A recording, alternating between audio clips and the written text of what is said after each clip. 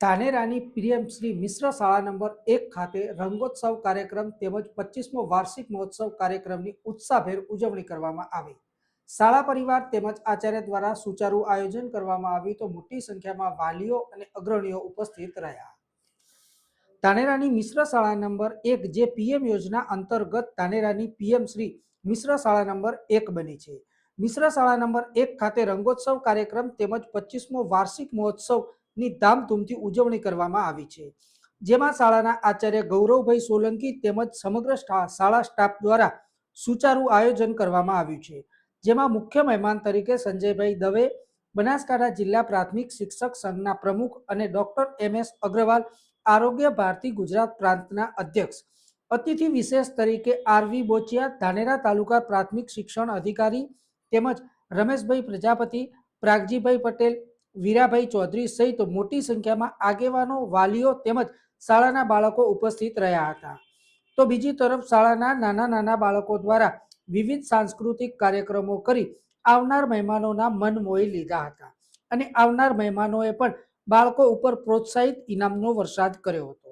શાળાના પરિવાર તેમજ મહેમાનો દ્વારા ગત વર્ષે પ્રથમ, દ્વિતીય અને તૃતીય આવનાર વિદ્યાર્થીઓને ઇનામો આપ્યા હતા।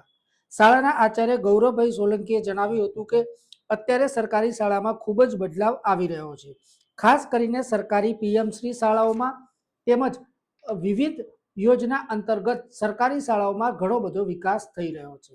વાલીઓએ ખાનગી શાળાનો મોહ છોડી સરકારી શાળામાં પોતાના બાળકોને મૂકવા જોઈએ।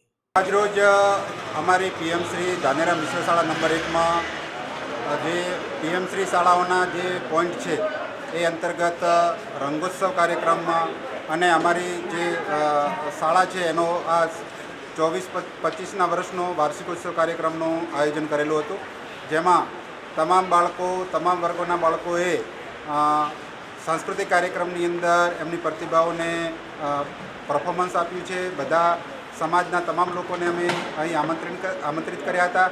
સરકારી શાળા જે છે એની અંદર જે બદલાવ આવી રહ્યો છે, ખાસ કરીને પીએમશ્રી યોજના છે, એના સિવાયના બીજી ઘણી બધી યોજનાઓ એવી છે કે જેના દ્વારા સરકારી શાળાઓ અત્યારે ખૂબ વિકાસ કરી રહી છે અને લોકો ખોટો ખાનગી શાળાનો મોહ રાખે છે, તો એ મોહ છોડી સરકારી શાળા તરફ પ્રેરાય એના માટે કરીને અમે આજના ભવ્ય કાર્યક્રમનું આયોજન કરેલું હતું।